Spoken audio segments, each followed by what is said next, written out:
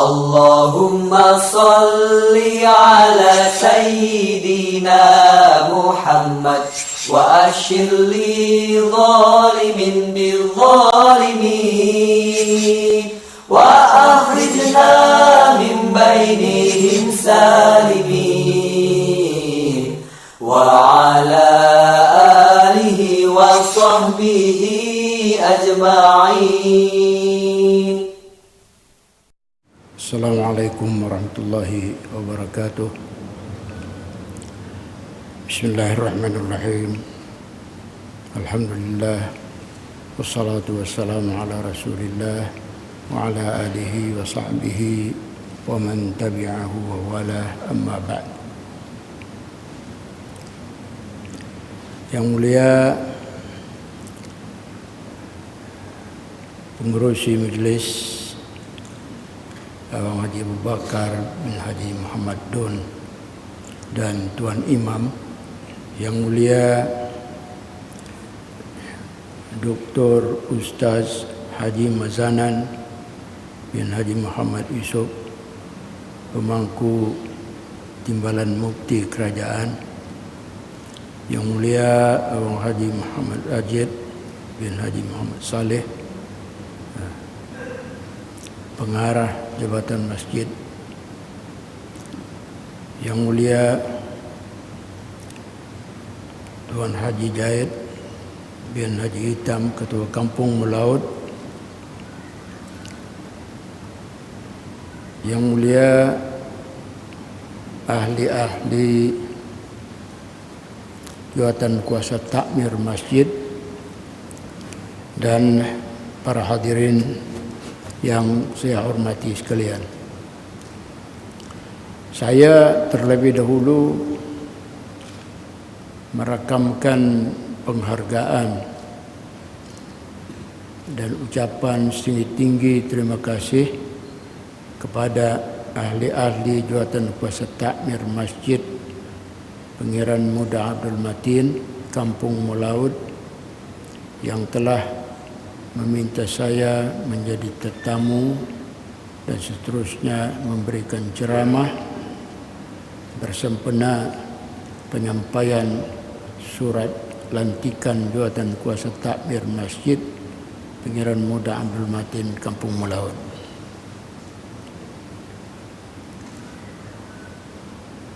Saya mengingat-ingat apakah perkaranya yang elok untuk saya ceramahkan pada malam ini.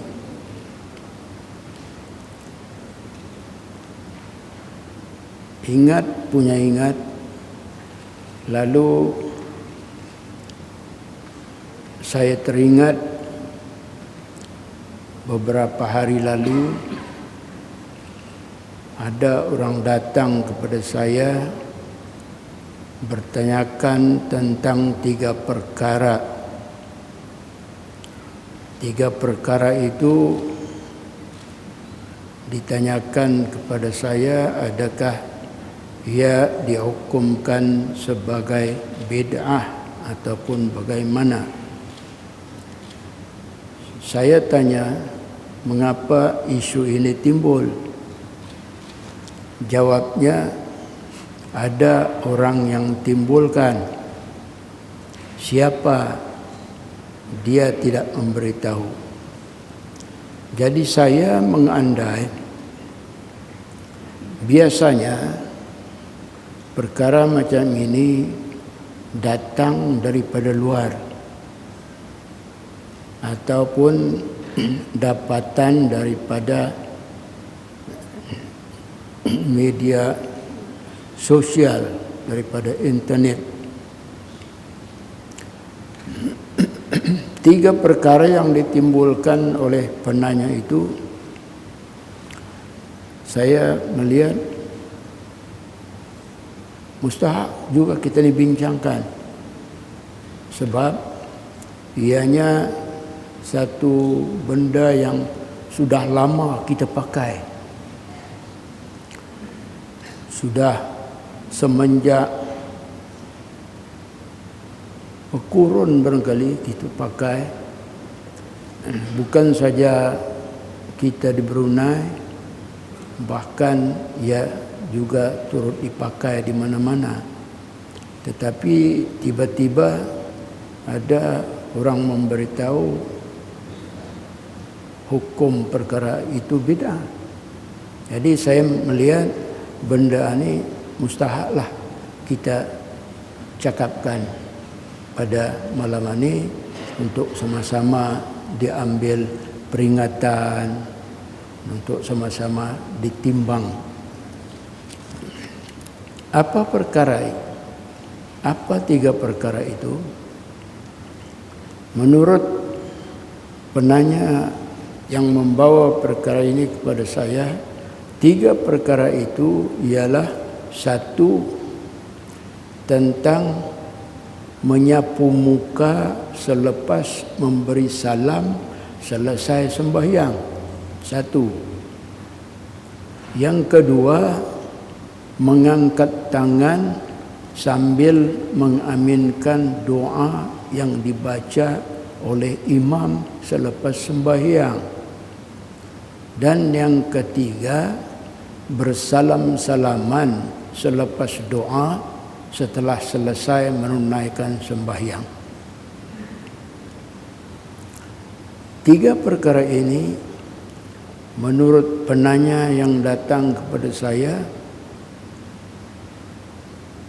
dikatakan ketiga-tiga itu bid'ah dengan alasan ianya tidak pernah wujud di dalam hadis, tidak pernah dibuat oleh Nabi sallallahu alaihi wasallam, makanya ia dimasukkan ke dalam kategori bid'ah. Bid'ah yang mesti ditolak karena bid'ah itu adalah sesat. Sebenarnya saya pun baru mendengar 3 perkara ini yang sudah biasa diamalkan, ia dianggap bid'ah. Kalau perkara bid'ah, biasanya orang mengambil dalil daripada hadis Nabi sallallahu alaihi wasallam yang berbunyi, wa iyyakum wa muhdatsatil umur fa inna kulla muhdatsatin bid'ah wa kulla bid'atin dalalah. Hadis riwayat Abu Daud dan At-Tirmizi. Maksudnya, dan jauhilah oleh kamu perkara-perkara baru yang tidak disebut oleh Quran atau hadis, kerana tiap-tiap perkara baru itu bid'ah dan tiap-tiap bid'ah adalah sesat. Pada zahir riwayat ini memanglah membawa makna segala perkara baru yang tidak disebut oleh Al-Quran atau hadis itu semuanya adalah bid'ah, ditolak dan sesat. Apakah betul perkara ini begitu? Dan apakah tidak ada sebarang ulasan ulama mengenainya? Apakah ia diterima macam itu saja tanpa ada ulasan sebarang ulama? Jawabnya ada. Ada ulasan ulama mengenainya. Kerana itu elok kita tunggu, jangan lekas-lekas membuat rumusan. Buka minda terlebih dahulu dengan kita membaca pandangan-pandangan atau ulasan-ulasan para ulama mengenainya. Ulama-ulama itu adalah mereka itu suluh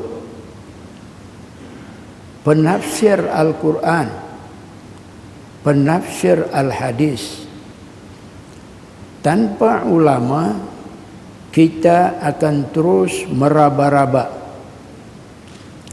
Al-Quranul Karim padat dengan ilmu, tetapi tanpa ulama ilmu Al-Quran tidak akan tersingkap. Hadis juga padat dengan ilmu, tetapi tanpa ulama ilmu hadis juga tidak akan terhurai. Sepotong ayat Al-Quran atau sebuah hadis Nabi sallallahu alaihi wasallam kadang-kadang ia merupakan ilmu selautan. Begitulah dengan sebuah hadis tentang bid'ah. Ia cuma kelihatan satu baris dalam ungkapan, tetapi huraian ulama mengenainya, ulasan ulama mengenainya, boleh ia jadi sebuah kitab atau sebuah buku. Apakah ini sudah dilihat oleh kita sebelum kita bercakap mengenai bid'ah? Apakah sudah kita baca pendapat-pendapat atau huraian-huraian para ulama ahli sunnah wal jamaah mengenai bid'ah? Sudahkah kita lihat qaul Imam Asy-Syafi'i, qaul Imam An-Nawawi, qaul Imam Ibn Hajar Al-Asqalani, qaul Imam Izzuddin Abdul Aziz bin Abdus Salam, dan lain-lain. Semua ulama-ulama berkenaan ini adalah sepakat berpendapat bahwa bid'ah itu ada terbahagi dua. Satu, bid'ah hasanah namanya. Apa arti bid'ah hasanah? Artinya sesuatu yang baru atau direka atau diadakan selepas zaman Nabi Muhammad sallallahu alaihi wasallam yang tidak diketahui sama ada ia pernah wujud atau dibuat oleh baginda, tetapi asasnya adalah bagus atau baik dan pada timbangan syarak tidak menyalahi Al-Quran, tidak menyalahi hadis, tidak menyalahi athar para sahabat, dan tidak menyalahi ijma' ulama Islam. Maka bid'ah yang seperti ini dinamakan ia oleh para ulama sebagai bid'ah hasanah, bid'ah yang baik, perkara baru yang baik, yang bagus, atau bid'ah mahmudah, bid'ah yang baik dan terpuji. Nah, itu satu. Berkata selanjutnya ulama, yang kedua, bid'ah dinamakan bid'ah sayyi'ah. Apa pula bid'ah sayyi'ah? Bid'ah sayyi'ah ialah perkara baru yang buruk yang dibuat selepas zaman Nabi sallallahu alaihi wasallam, yang tidak diketahui sama ada pernah wujud atau pernah dibuat di zaman baginda, tetapi asasnya kedapatan tidak bagus atau tidak baik dan malah menyalahi dalil Al-Quran atau dalil hadis atau athar para sahabat atau ijma' ulama Islam.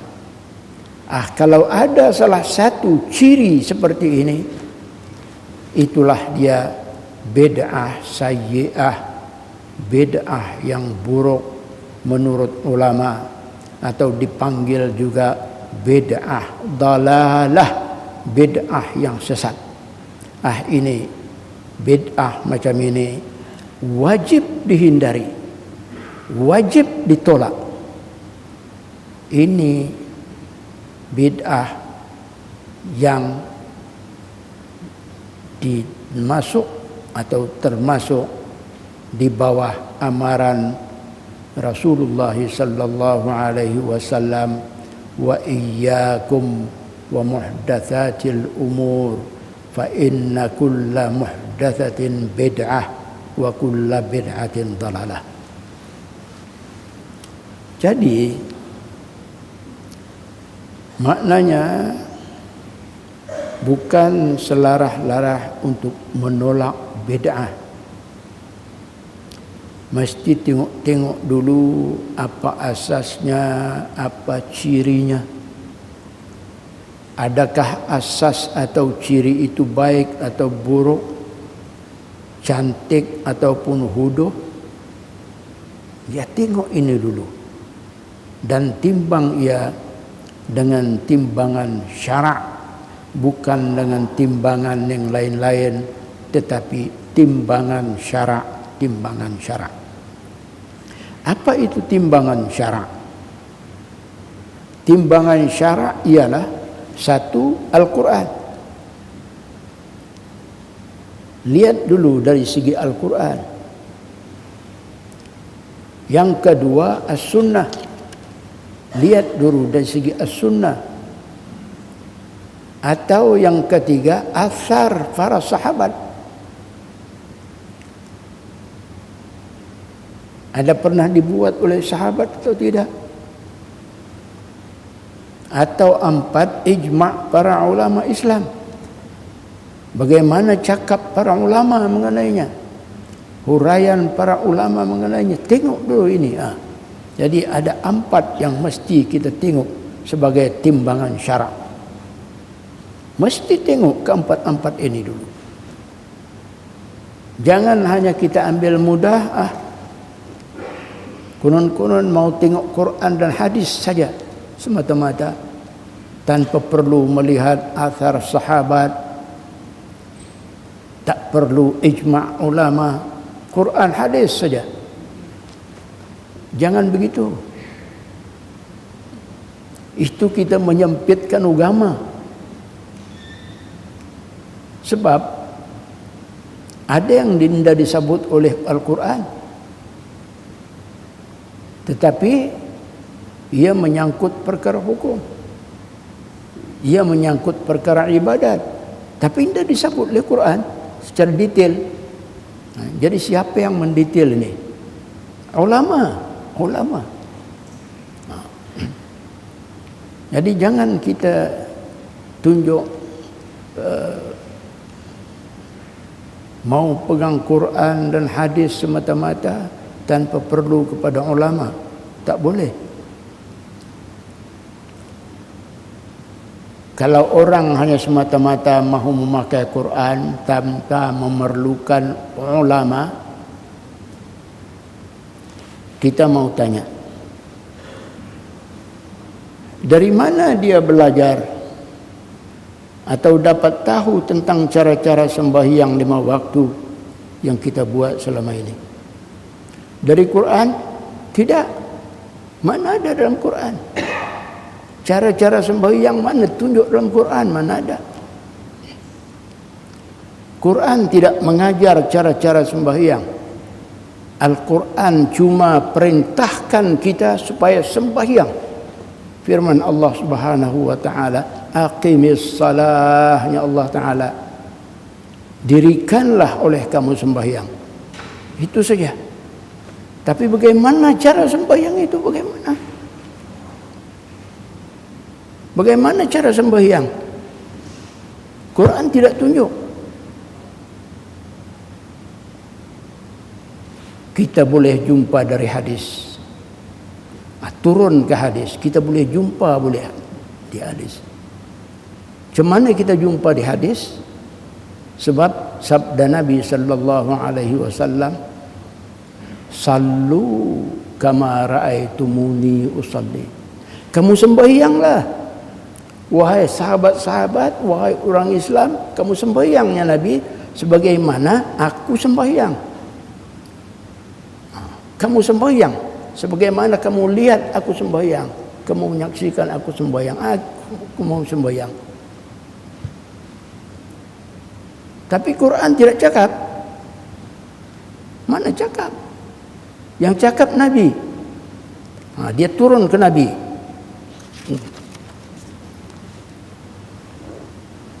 Siapa yang tahu cara Nabi sembahyang?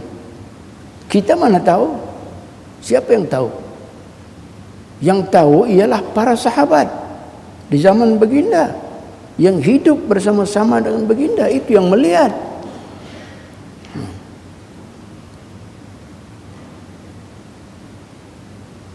Dan siapa pula yang boleh beritahu contoh cara Nabi sembahyang yang dibuat oleh para sahabat?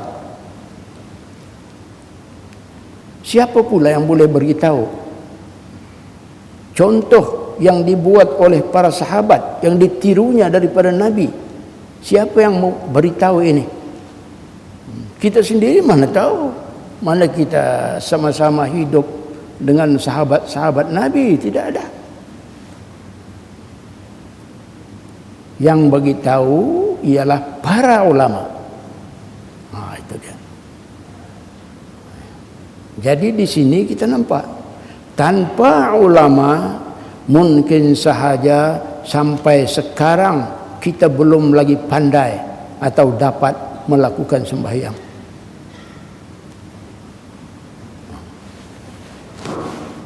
Kalau cari di Quran saja, pegang Quran, sampai sekarang kita ni belum pandai sembahyang. Macam mana?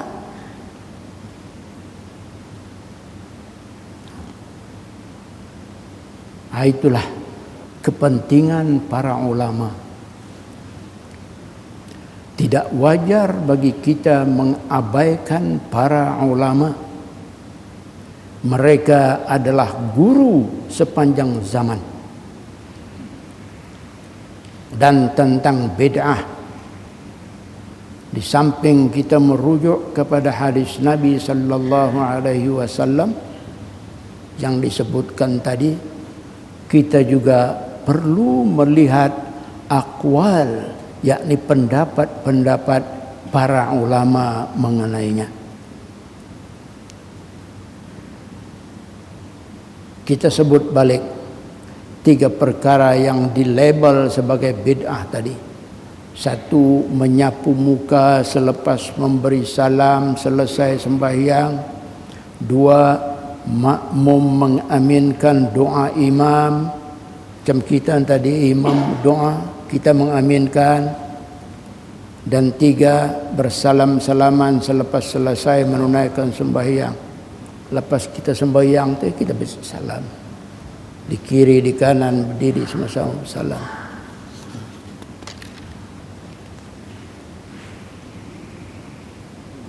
Tiga perkara ini, kata kawan yang membawa berita bertanya kepada saya, ada orang cakap bid'ah, tolak, tak payah buat. Tetapi 3 perkara ini kita di Brunei biasa buat. Saya dari umur belasan tahun lagi sudah biasa menyaksikannya dibuat oleh orang-orang tua di kampung saya. Di kampung dahulu, orang sembahyang berjemaah di balai-balai. Khasnya balai kepunyaan ketua kampung. Ketua-ketua kampung dulu-dulu ada balai. Dan anak-anak buah kampung sembahyang di balai ketua kampung. Saya sudah turut menyaksikan ini. Umur saya belasan tahun di kampung air. Apabila kita ke masjid pula, perkara ini juga dibuat orang di masjid. Tidak ada pernah didengar desas-desus mengenainya sebagai bid'ah yang patut ditolak.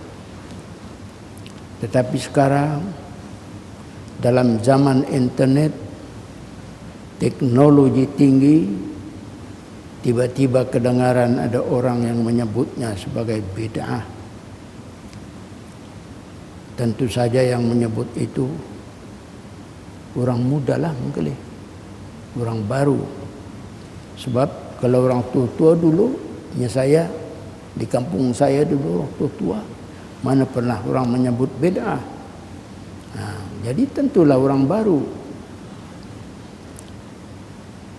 Kalau macam saya ni, macam kita ni yang ada di sini, orang-orang pertengahan umur pun,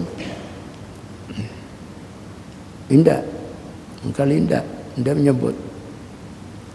Kerana kita sudah cukup mesra dengan amalan itu, sehingga tidak terbayang langsung untuk menjadikannya sebagai isu bid'ah yang perlu ditolak. Sejak dari puluhan tahun lagi, masyarakat orang tua-tua khasnya telah menganggap ini sebagai satu amalan yang bagus.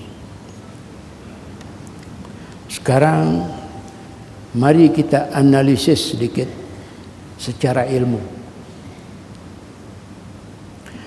Tetapi sebelum itu jangan lupa, menurut ijma' ulama, bid'ah itu ada dua. Bid'ah hasanah, bid'ah yang baik, dan bid'ah sayyi'ah, bid'ah yang buruk. Bid'ah hasanah tidak ditolak oleh ulama. Bid'ah juga, tapi namanya hasanah, tidak ditolak oleh ulama. Hanya bid'ah sayyi'ah saja, bid'ah yang buruk, yang berlawanan dengan akidah, dengan agama, yang ditolak itu. Mari satu persatu insya-Allah kita bincangkan.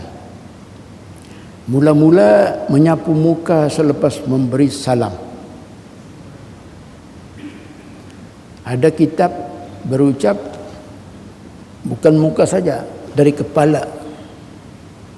Ada kitab berucap dari kepala. Salam, Assalamualaikum warahmatullahi wabarakatuh. Assalamualaikum warahmatullahi. Tangan kanan turun ke muka, ada lagi turun ke dada lagi. Ada cakapnya, ada doanya. Doanya cantik, nanti kita beritahu. Apakah perbuatan menyapu muka selepas memberi salam ini betul bid'ah? Jika betul ia bid'ah, bid'ah apa ya? Bid'ah yang baik atau bid'ah yang buruk? Mari sama-sama kita duduk dengan Al-Allamah Abu Bakar bin As-Sayyid Muhammad Ad-Dimyati, pengarang kitab I'anatut Talibin. Beliau telah memetik perkataan Imam An-Nawawi seperti berikut. Warawina fi kitab Ibn Sunni an Anas radhiyallahu anhu kana Rasulullah sallallahu alaihi wasallam idza qada salatahu masaha wajhahu biyadihi al-yumna thumma qala ashhadu an la ilaha illa huwa ar-rahmanur rahim Allahumma adhib annil hamma wal hazan. Maksudnya, kami, kata An-Nawawi, telah menerima riwayat dalam kitab Ibn Sunni daripada Anas radhiyallahu anhu bahawa Rasulullah sallallahu alaihi wasallam apabila selesai menunaikan sembahyang, baginda itu menyapu wajah baginda dengan tangan kanannya, kemudian membaca asyhadu an la ilaha illa huwar rahmanur rahim Allahumma adhib annil hamma wal hazan. Maksudnya, aku naik saksi tiada Tuhan melainkan Dia yang Maha Pemurah lagi Maha Mengasihani. Ya Allah, ya Tuhanku, hilangkanlah daripadaku perasaan bimbang dan duka cita. Cantik kan? Cantik. Mengikut riwayat ini doa Nabi. Nabi buat. Tapi ada orang label bid'ah. Apa ini? Dari riwayat ini apa kita nak kata? Bid'ahkah atau apa? Menurut An-Nawawi, daripada sahabat Anas radhiyallahu an, bahawa perbuatan menyapu muka selepas memberi salam itu adalah ia dibuat oleh Nabi, perbuatan Nabi. Jadi apa masalah? Perbuatan Nabi bukan hadis kah? Hadis. Jadi kalau hadis, bagaimana cerita bid'ah ini boleh timbul? Itu satu. Perkara kedua, mengaminkan doa imam oleh makmum. Imam baca doa lepas sembahyang, Bismillahirrahmanirrahim. Kita makmum amin.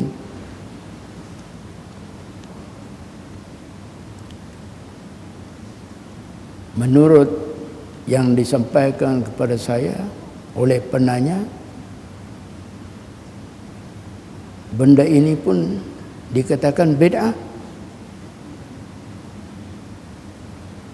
Artinya salah kalau dibuat atas alasan ia bid'ah. Apa benarkah pendapat ini? Mari sama-sama kita buka kitab Fathul Mu'in bi Syarhi Qurratil Ain karangan Al-Allamah Zainuddin bin Abdul Aziz Al-Malibari. Katanya, wa ta'minu ma'mumin sami'a du'a al-imami wa in hafidha dhalik. Artinya, dan sunat bagi makmum mengaminkan doa imam jika dia, yakni makmum, mendengar doa itu dibaca oleh imam, walaupun makmum itu sudah hafaz doa tersebut. Aminkan juga, walaupun kita ni sudah hafaz apa yang dibaca oleh imam itu, kita ni aminkan juga. Ini pendapat pengarang kitab Fathul Mu'in bi Syarhi Qurratil Ain. Kemudian perkataan wa ta'minu ma'mumin, makmum mengaminkan. Perkataan wa ta'minu ma'mumin ini, makmum mengaminkan, disyarahkan atau dihuraikan pula oleh Al-Allamah Abu Bakr bin As-Sayyid Muhammad Ad-Dimyati. Katanya, wa sunnah ta'minu ma'mumin sami'a du'a imamihi fa in lam yasma'hu da'a binafsihi. Artinya, dan disunatkan makmum mengaminkan doa imam jika makmum itu mendengar apa yang dibaca oleh imam. Dan kalau makmum tidak mendengarnya, misalnya jauh atau tidak ada mikrofon, dia tidak mendengar, tapi dia tahu imam membaca doa, dalam perkara ini makmum boleh baca doa sendiri, tapi jangan lari, baca doa sendiri. Kalau dia mendengar, benar juga. Apakah dia aminkan dia tidak mendengar? Ada yang diaminkan ini, yang kita ini mendengar. Kalau dia mendengar, mikrofon rosakkah, apakah, baca doa sendiri. Di sini dua orang ulama besar ini telah sekata menegaskan bahwa mengaminkan doa imam oleh makmum adalah hukumnya sunat, tetapi ada orang mengatakan ianya bid'ah. Perkara yang akhir, yang ketiga, bersalam-salaman selepas selesai sembahyang.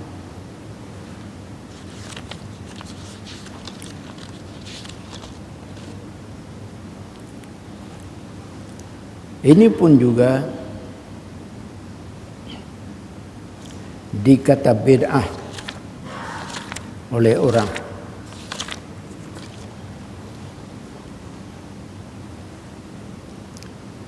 Sedang oleh ulama seperti Imam An-Nawawi rahimahullah telah menyebut dalam kitabnya Al-Adhkar bahwa bid'ah itunya ada 5 macam. Ini satu benda lain lagi. Nya Imam An-Nawawi, bid'ah itu ada 5 macam. Satu, bid'ah yang diwajibkan. Bid'ah diwajibkan. Yang kedua, bid'ah yang diharamkan. Yang ketiga, bid'ah yang dimakruhkan.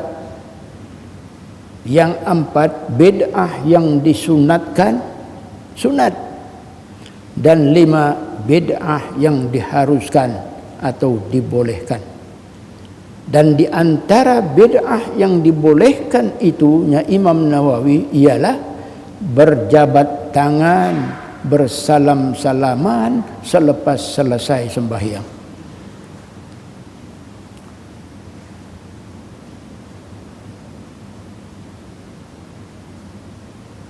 Adakah pendapat Imam An-Nawawi rahimahullah seperti ini?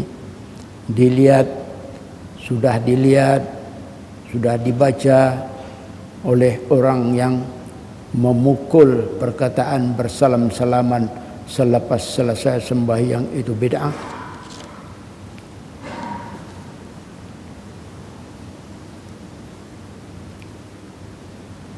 Saya melihat sangat mustahak untuk melihat pendapat seperti pendapat Imam An-Nawawi ini, kerana ada ilmu di situ dan dengan sandarannya sekali.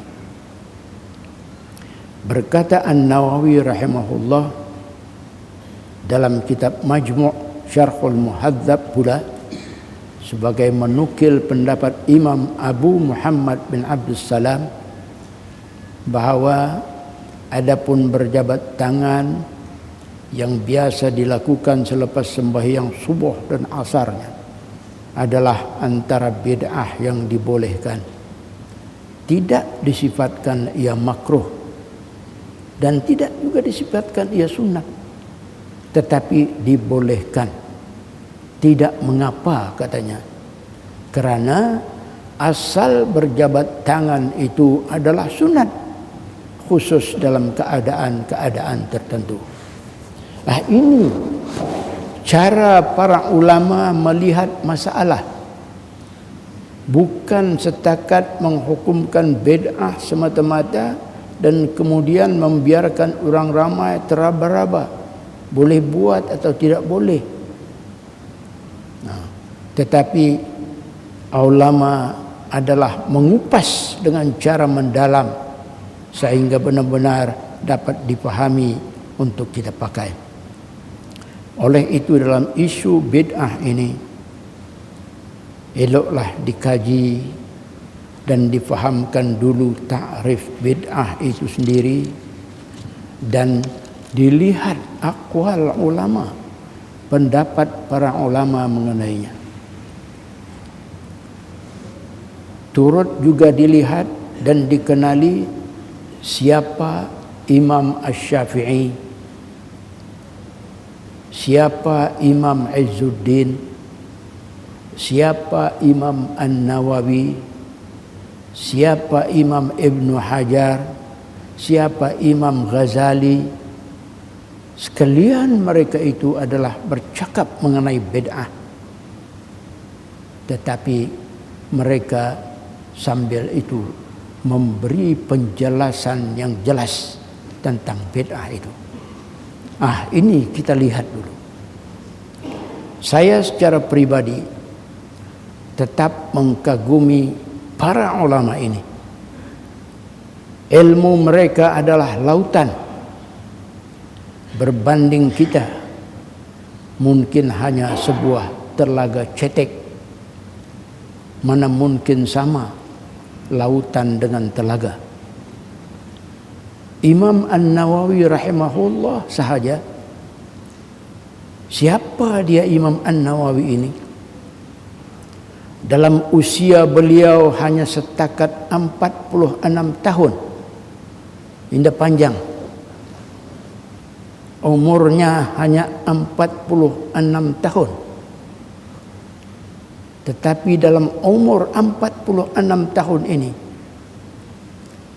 kitab-kitab tulisan beliau, Masya Allah, letih lidah kita untuk menjuntun nama-namanya.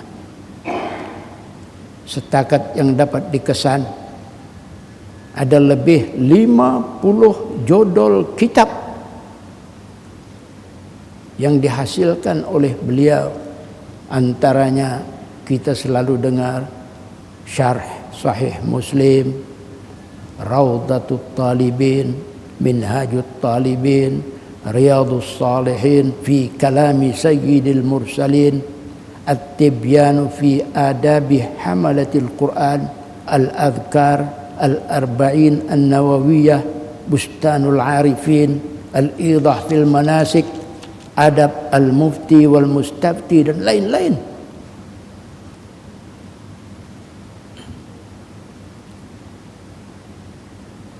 Yang kita ini apa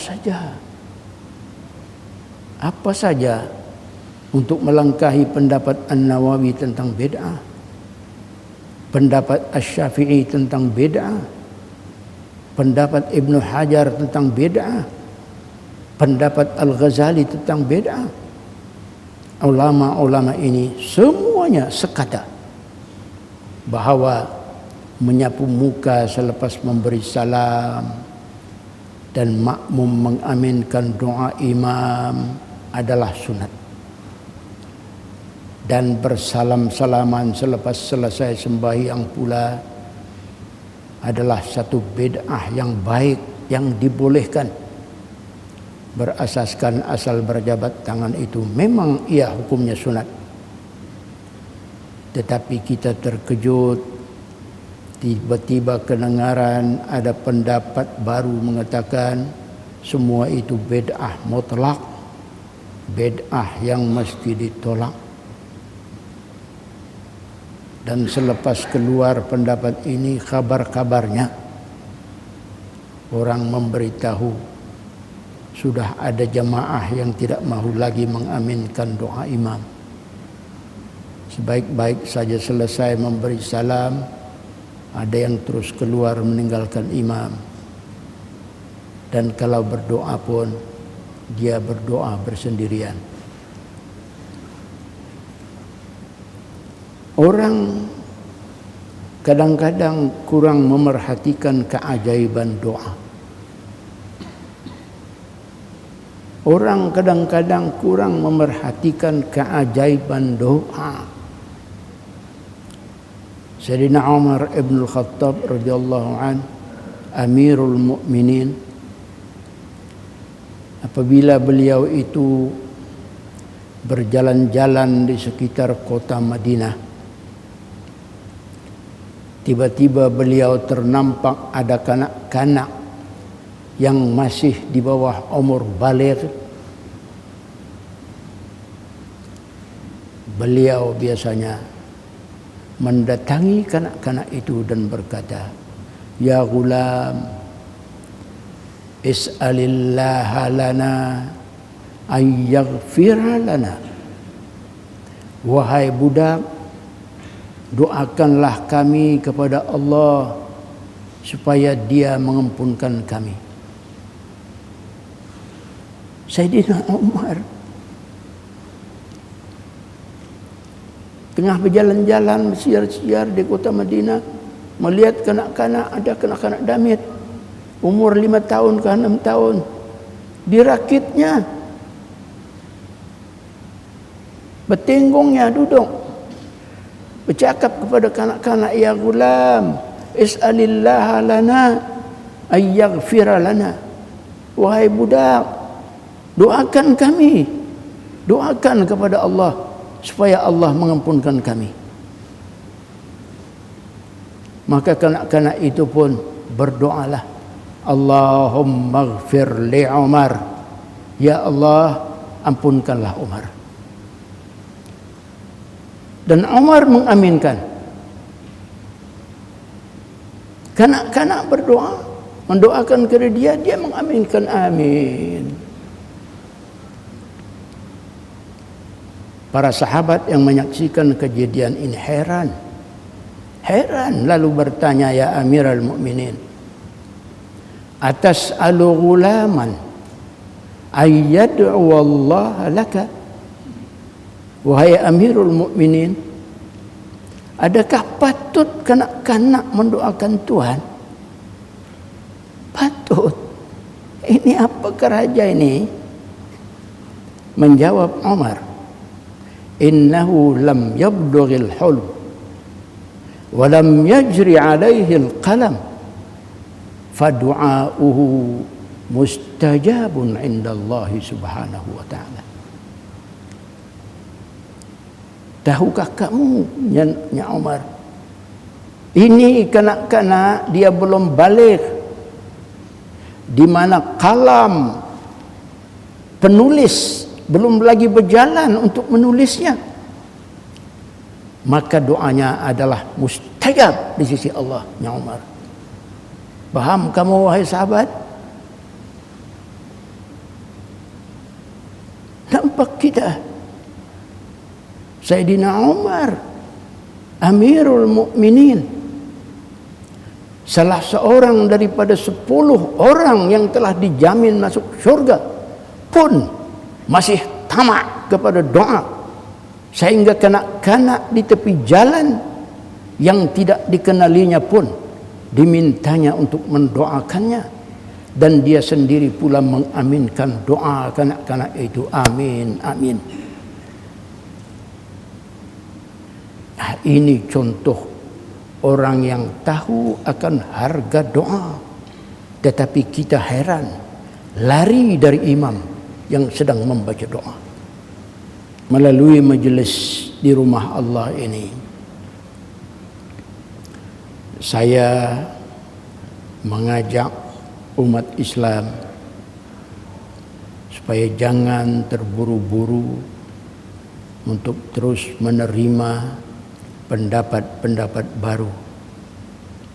Kita timbang-timbang dan lihat-lihat dahulu, dan kalau dipikirkan perlu, boleh bertanya kepada pihak-pihak yang berkenaan.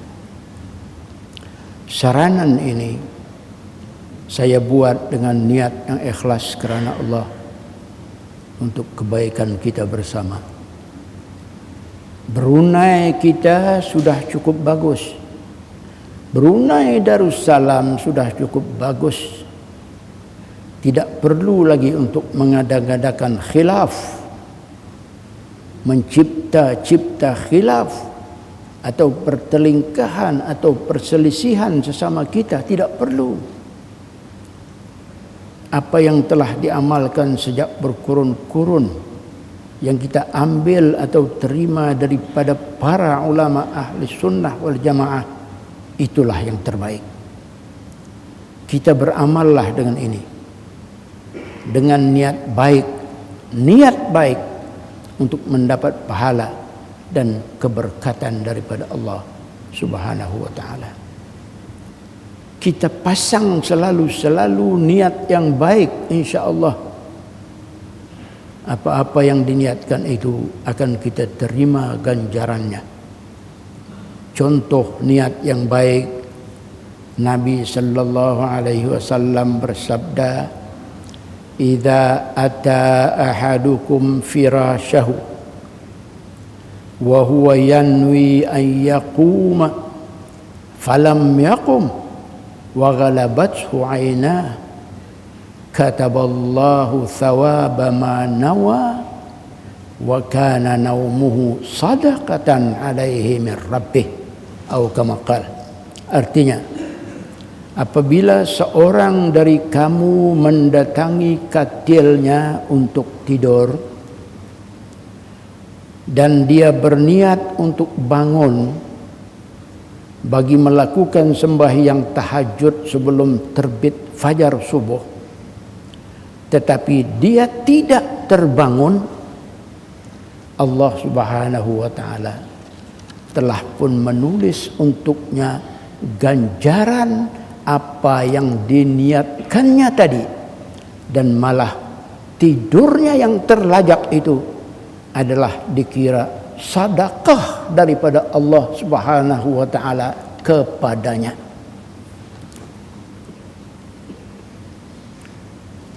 Itu kehebatan niat yang baik.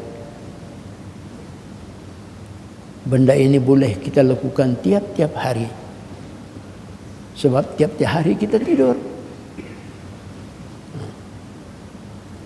Itu satu contoh lah yang berkaitan dengan tidur. Bagus berniat nak bangun malam, bangun tengah malam sekarang, akan sembahyang tahajud kah, atau akan membaca Quran. Ini khasnya bulan Ramadan. Kalau para ulama indah banyak tidur bulan Ramadan ini. Kita pada saat ini berada di masjid rumah Allah. Saya dengan ikhlas mengucapkan selamat dan tahniah kepada abis kita yang berkaitan dengan masjid, dari pengarahnya, imamnya, bilalnya, sampai kepada buruh-buruhnya kalau ada, dan juga tidak terkecuali ahli-ahli jawatan kuasa takmirnya dan para jamaah sekalian, bahwa semua mereka ini adalah layak dipanggil sebagai ahli masjid atau keluarga masjid. Ahli atau keluarga masjid itu adalah orang-orang berpangkat di sisi Allah Subhanahu wa taala. Orang-orang yang terlibat dan bekerja untuk masjid, tidak diragukan lagi adalah mereka itu diberkati oleh Allah. Walaupun penglibatan atau kerjanya itu cuma setakat membersih atau menyapu atau mengemas-ngemas perkakas masjid, semua itu tetap jadi pangkat kepadanya. Namun perkara ini ramai orang tidak memahaminya atau kurang memahaminya.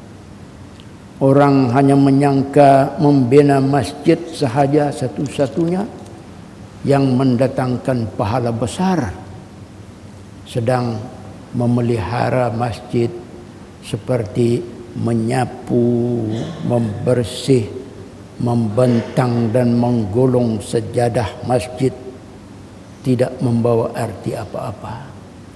Ini anggapan adalah silap. Di zaman Nabi sallallahu alaihi wasallam ada seorang hamba perempuan berkulit hitam, namanya Ummu Mahjan. Jamiatulah barangkali sebutannya.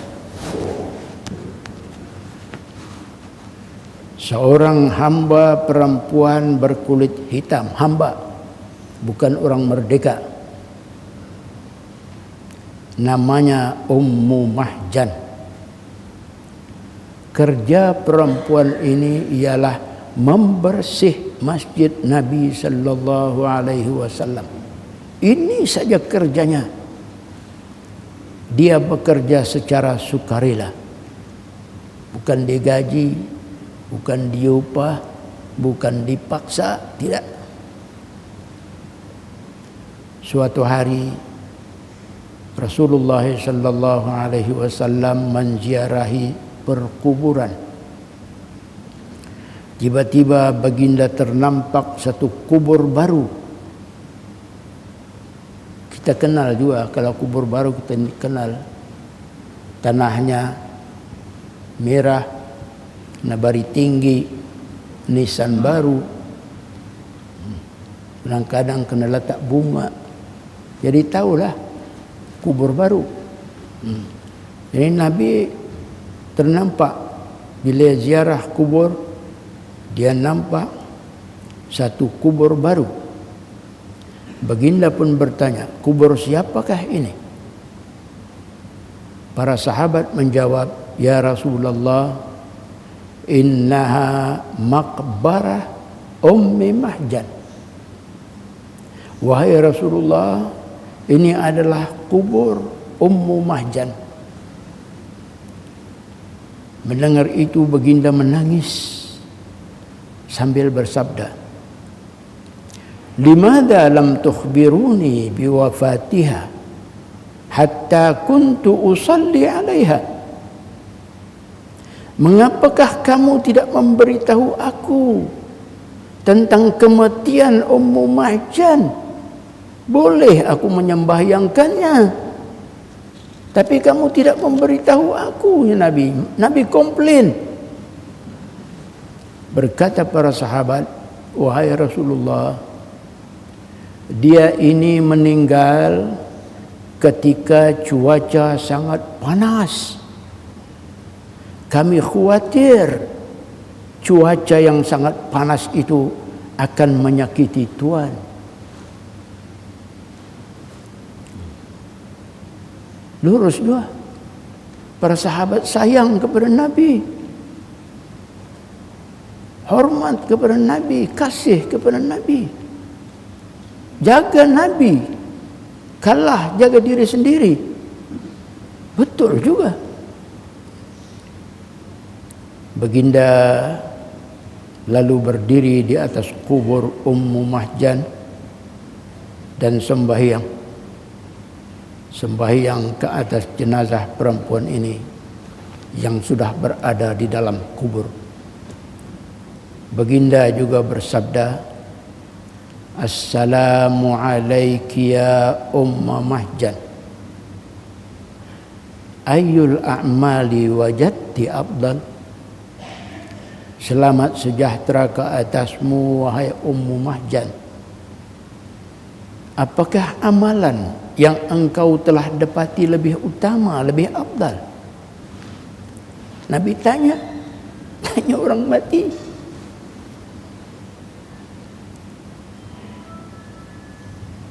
Baginda diam selepas memberi salam itu, dan selepas bertanya diam, seolah-olah menunggu sebarang jawaban. Tetapi semua orang tidak dengar jawaban. Para sahabat yang ada di sana pun tidak dengar jawaban. Tetapi baginda sallallahu alaihi wasallam bersabda kepada para sahabat kemudian, innaha taqulu lam ajid afdala indallahi min tanzifil masajid. Dia, yakni Ummu Mahjan, menjawab. Sayanya Ummu Mahjan menjawab kepada Nabi, tidak mendapati yang lebih utama di sisi Allah selain dari amalan membersih masjid. Maknanya,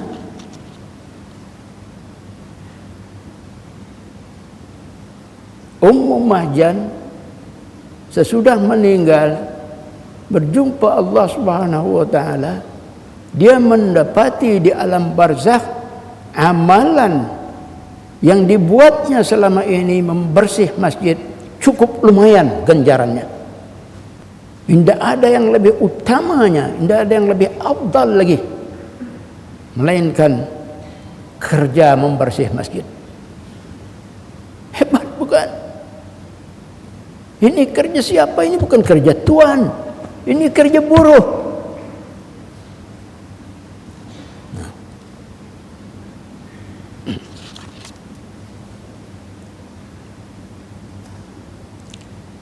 Belum habis lagi, menyusuli itu baginda sallallahu alaihi wasallam bersabda terus, innallaha tabaraka wa ta'ala bana laha masjidan fil jannah araha jalisatan fihi.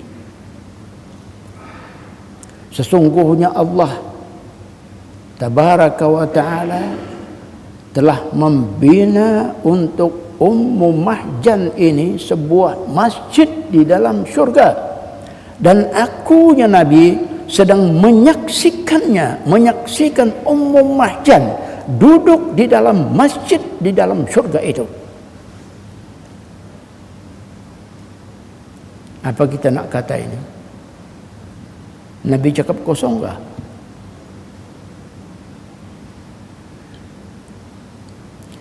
Wa ma yantiqu 'anil hawa in huwa illa wahyu yuha. Apa yang Nabi cakap bukan cakap kosong.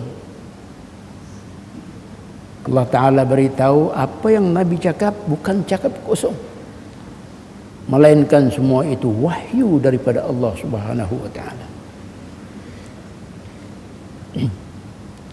Jadi cakap-cakap Nabi tentang Ummu Mahjan pembersih masjid, jangan anggap kosong. Semua itu adalah wahyu daripada Allah Subhanahu wa Ta'ala. Benar. Begitulah secebis kelebihan kita dengan masjid. Sekian saja. Wabillahi taufiq wal hidayah. Wassalamualaikum warahmatullahi wabarakatuh. Sallallahu ala Muhammad sallallahu alaihi wasallam. Sallallahu ala Muhammad sallallahu alaihi wasallam. Sallallahu ala Muhammad sallallahu alaihi wasallam. Sallallahu ala Muhammad sallallahu alaihi wasallam.